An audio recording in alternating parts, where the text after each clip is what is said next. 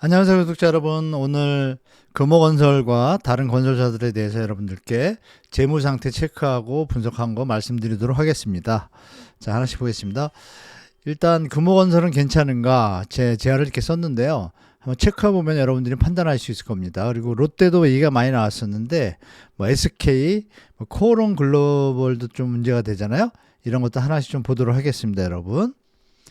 자, 이렇게 건설사가 많습니다. 대림산업은 지금 DL건설로 이제 바뀌었죠.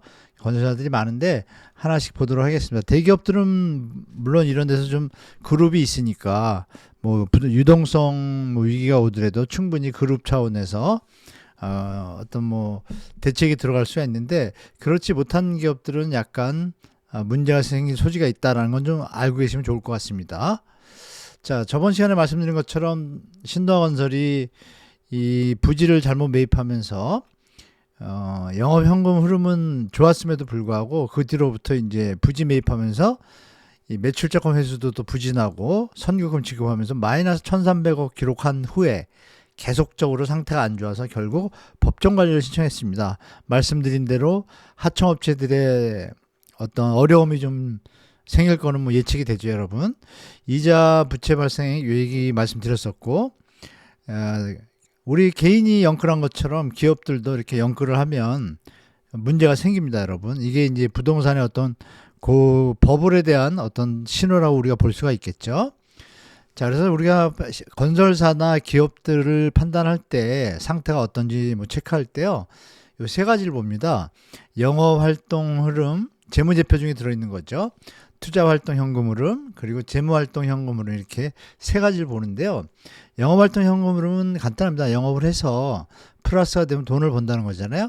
투자활동은 우리가 뭐 자산을 매각한다든지 또 투자하기 위해서 자산을 또 산다든지 이런 활동을 얘기하는데 이게 음의 숫자가 되면은 이 자산에 투자하는 형태이기 때문에 좋은 거로 봅니다. 그 재무활동 현금으로도 마찬가지입니다. 요거는 이제 부채를 갚는 거라고 생각하시면 돼요. 변제. 만약에 차입을 하게 되면 돈이 늘어납니다. 플러스. 그래서 기업의 상태를 체크할 때 이 상태가 제일 양호한 통상적인 좋은 기업의 상태다. 이 현금 흐름표가 이렇게 나올 때 이게 중요합니다. 그래서 이게 건설사들을 파악할 때 여러분들이 다 뭐 볼 수 없지만 재무제표를 이 세 개만 보셔도 흐름을 알 수가 있습니다. 그래서 말씀드린 대로 이 플러스가 되면은 영업활동 현금 흐름은 기업이 장사를 해서 돈이 잘 들어온다는 얘기고요.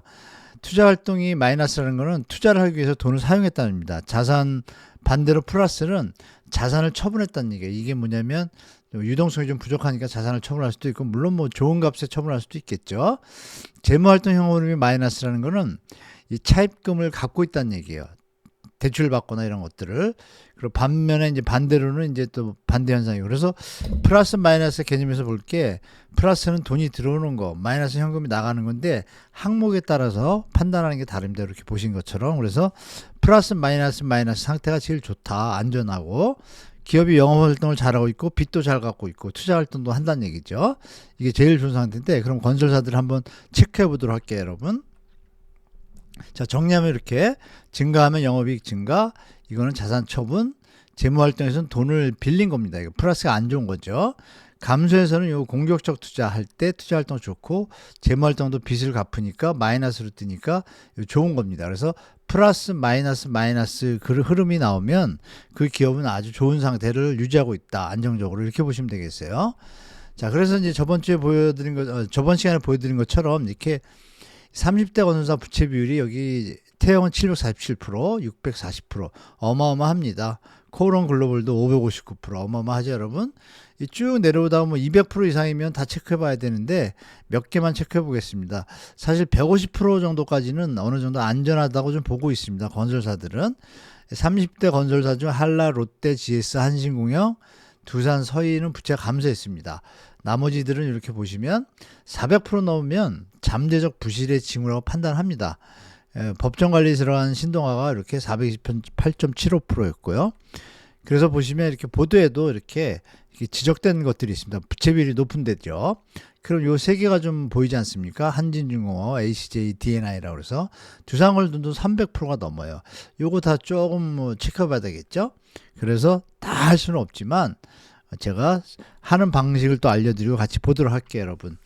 이 금융감독원의 전자공시 시스템을 들어가시면 이 여기 다트라고 되어 있죠. 우리가 뭐 다트 던지는 이 다트가 아니고 이 시스템에 들어가시면은 이렇게 뜹니다. 뜨면 여기다가 건설사 명을 쓰면은 바로 이어서 이 분기 보고서가 뜹니다. 밑에 쭉 뜨면 여기서 보시면 쭉 해서 현금 흐름에 대한 활동이 있어요. 현금 연결 흐름표가 이걸 클릭하시면 이제 내용들이 나오는데 일단 전체적인 재무제표에서 금호건설에서 이 초반에 나온 어떤 상태에 대해서 체크한 중에 이런 표현을 직접 썼습니다. 당사는 현금 등 금융자산을 인도하여 결제하는 금융부채와 관련된 의무를 충족하는데 어려움을 겪게 될 유동성 위험에 노출되어 있습니다 라고 3분기 보고서에 써 있어요. 그래서 경영진은 노력을 다 하겠다 이렇게 써 있습니다.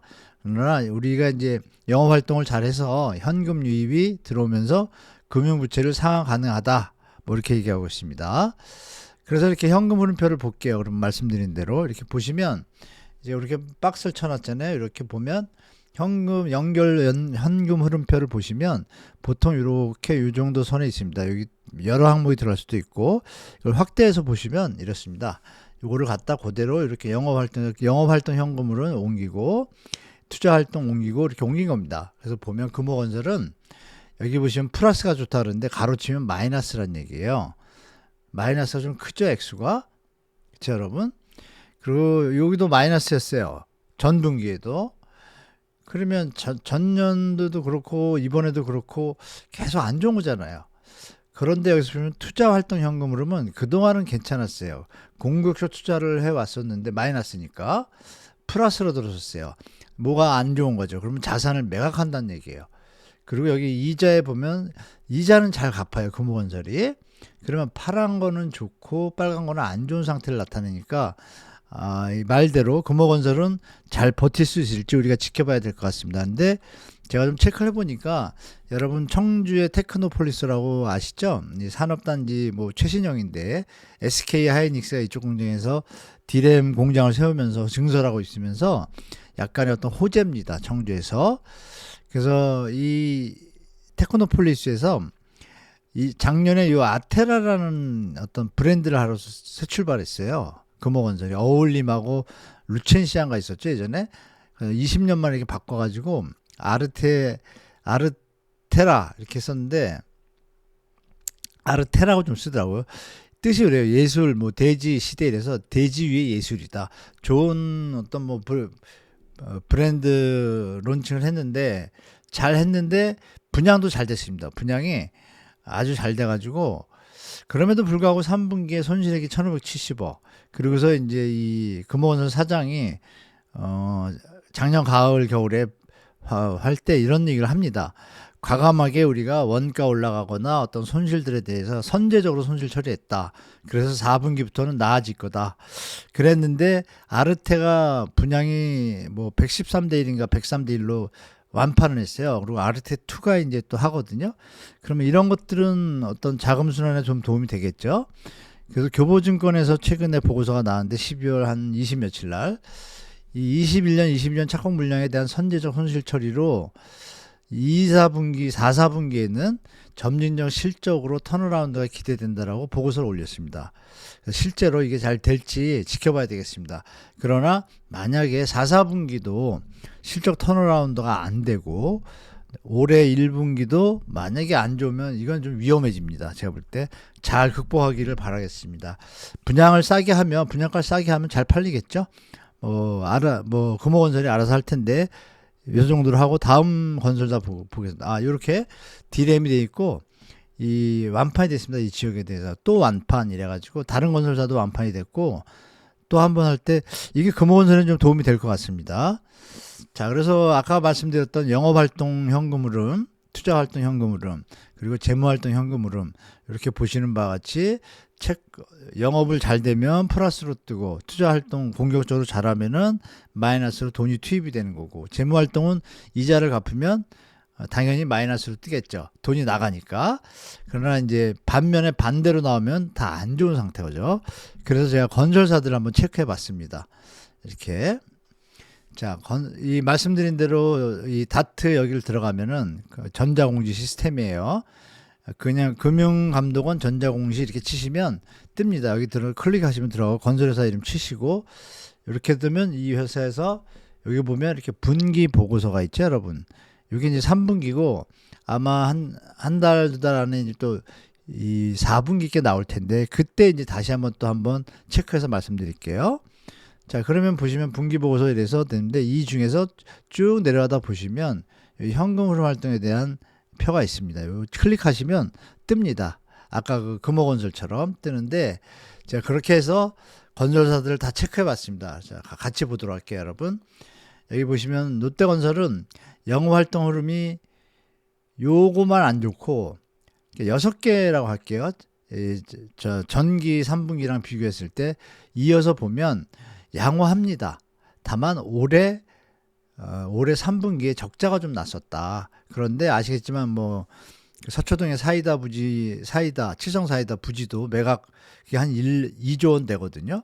그 매각 계획도 있고 그래서 유동성을 좀 확보하고 있는 것 같습니다. 그룹이 잘해서 파란 게 많으면 좋은 겁니다. 자, SK건설은 보시는 바와 같이 빨간 게 많아요.